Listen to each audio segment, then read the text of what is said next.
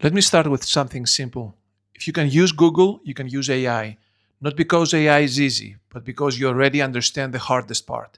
And if you're over 40 and AI feels confusing, intimidating, or like something you're already late to, this video is exactly for you.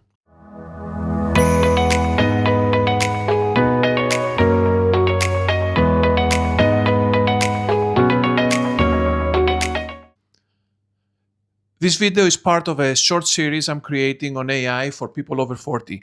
There are two types of videos in this series. One set is for people who are not technical, who just want to understand what AI is and how it fits into everyday life without pressure.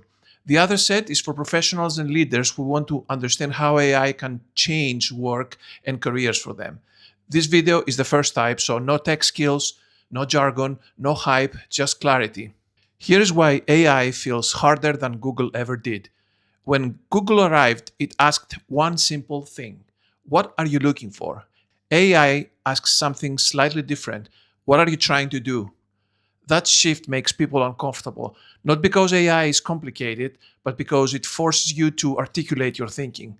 That's the real barrier, not technology. Think about how you use Google. You don't understand how it works. You don't know where the data comes from. You don't think about algorithms. You just type something in. Sometimes you refine the search. Sometimes you try again. Sometimes you adjust your wording. AI works exactly the same way. You start with a question. You look at the response. You adjust and you adjust again. And you continue doing so until the response is optimized. That's it. Here's the key difference between AI and Google. Google is a search engine.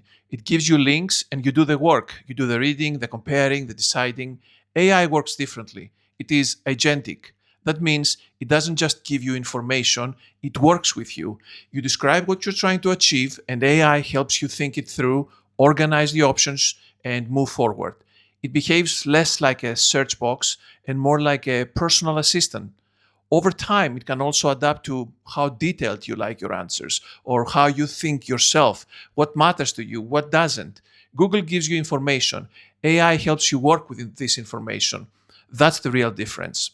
One other explanation for AI is that it's not just thinking, it's not judging, it's not deciding for you, it's not intelligence in the human sense. It recognizes patterns in language and predicts useful responses. You stay in control. If something feels wrong, you question it, just like you would with Google. Let me just give you a simple everyday example. You're planning something, a short trip, a purchase, a decision you've been overthinking.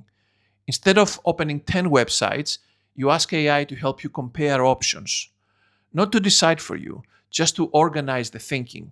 You still are the one to choose.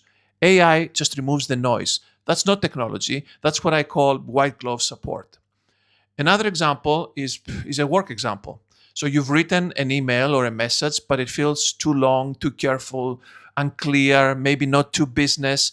AI helps you make it the way you like it. It makes you make it clearer, shorter, more direct. Same message, same intent, but with less effort. That's not cheating, that's editing. And people over 40 have been doing that their whole careers. However, you have to be aware that AI is not a replacement for your judgment. It's not a source of truth. It's not something you blindly trust. It's a tool you interact with, the same way you interact with search. Sometimes it's helpful, sometimes it could be wrong, and that's normal. The key is simple. If something feels off, challenge it. If it's important, verify it. If it helps, use it. If it doesn't, move on. There's no loyalty required. The biggest mistake people over 40 make is this: they think they need to learn tools or they need to learn prompts. They need to learn AI skills. No, you don't. The only thing you need is to be able to explain what you want, why you want it, and what doesn't look right if it doesn't look right. That's not technical, that's simply human. For most people, AI is useful in a few simple areas like planning and comparison, understanding complex information, writing and editing, decision support, personal reflection. You don't need more than that. Once AI helps in one or two of these areas, it earns a place in your life, trust me. One thing that confuses people is thinking AI is one single thing. It isn't. AI is like apps on your phone, different tools do different jobs. We all know ChatGPT, and you can always ask any kind of questions, but there are specific applications that they do exactly specific things when it comes down to AI. Some of them help you write, some help you plan, some help you understand information. You don't need to know how they work. You just need to know what job they're good at. You start with a problem, not the technology. So if you are asking where to start using AI, start here. If you're new to AI, the biggest mistake you can make is starting in the wrong place. Most people start by asking, which tools should I learn? That's the wrong question. The right question is, what kind of help do I actually want? AI is not something you study, it's something you use. So step one, start with one simple use. Pick one area where you already feel friction. For example, writing emails that takes too long, planning trips that feels overwhelming, understanding complex information which makes you tired, making decisions that leads to overthinking. Choose one, not five, not everything, just choose one. Step two, treat AI like a conversation, not software.